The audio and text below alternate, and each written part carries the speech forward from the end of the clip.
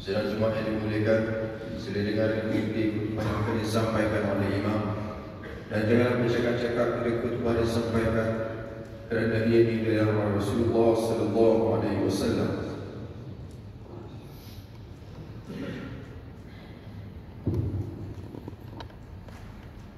Alhamdulillahi rabbil alamin, lahul hamdu fil ula wal akhir. وأشهد أن لا إله إلا الله وحده لا شريك له وهو الحكيم الخبير، وأشهد أن سيدنا محمدا عبده ورسوله البشير النذير. اللهم صل وسلم وبارك على نبينا محمد وعلى آله وصحبه الأخيار. أما بعد، فيا عباد الله اتقوا الله، أوصيكم وإياي بتقوى الله وطاعته، فقد فاز المتقون. وتزودوا فإن خير الزاد التقوى.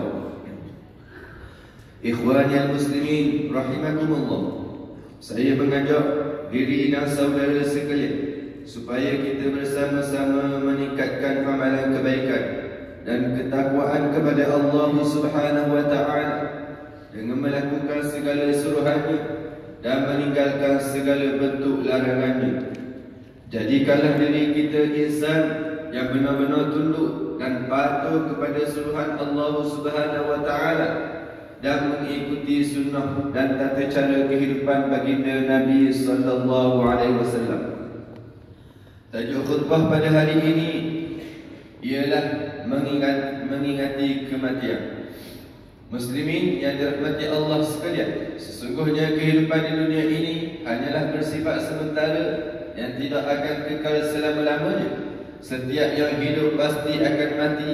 Begitu juga kehidupan kita ini pasti akan berakhir dengan kematian, dan kita tidak akan dapat lari daripadanya.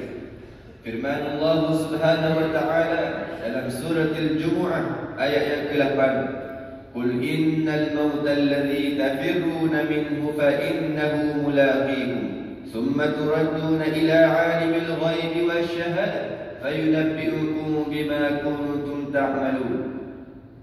Yang bermaksud, katakanlah wahai Muhammad, sebenarnya maut yang kamu melarikan diri daripadanya itu tetaplah ia akan menemui kamu. Kemudian kamu akan dikembalikan kepada Allah Subhanahu wa taala yang Maha mengetahui segala yang baik dan yang nyata. Lalu ia memberitahu kepada kamu apa yang kamu telah lakukan. Muslimin yang dirahmati Allah, apabila nyawa seseorang telah terpisah daripada jasadnya, maka tinggallah segala apa yang dimilikinya.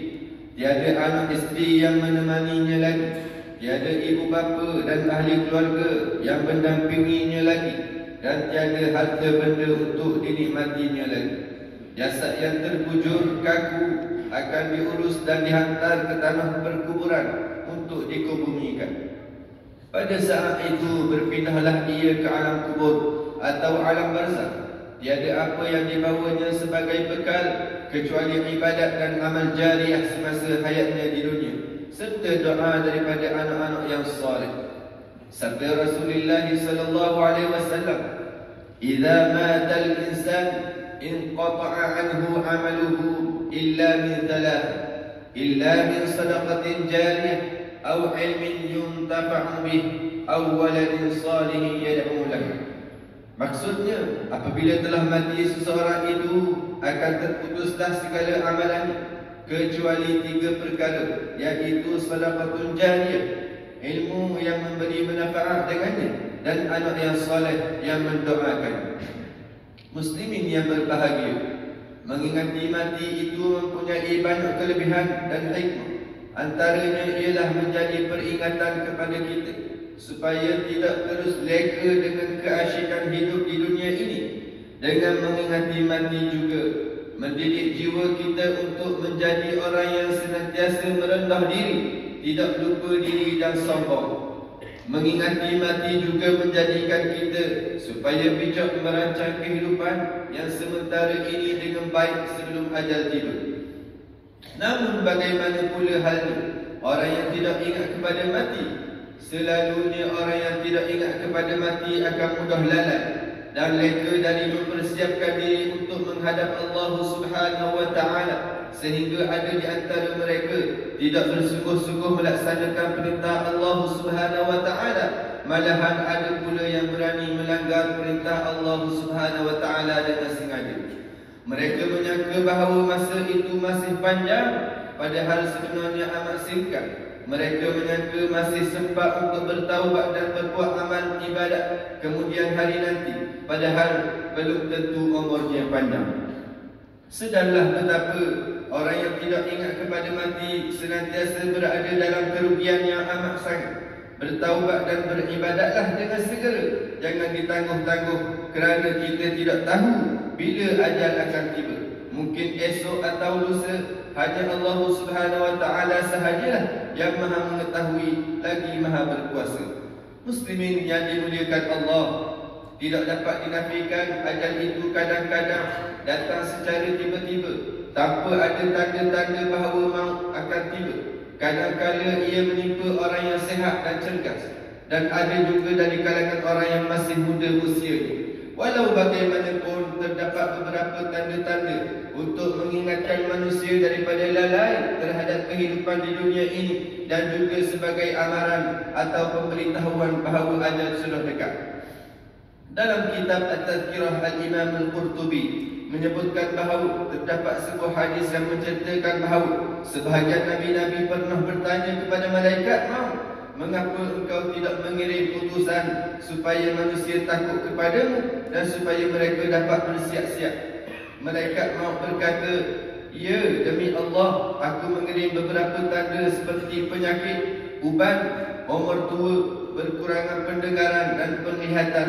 Oleh itu, barang siapa yang mendapati perkara-perkara itu dan dia tidak berusaha mengingati mati serta tidak pula bertaubat, maka ketika mencabut nyawanya, aku akan berkata kepadanya, bukankah aku telah mengutus utusan demi utusan dan amaran demi amaran kepada kamu?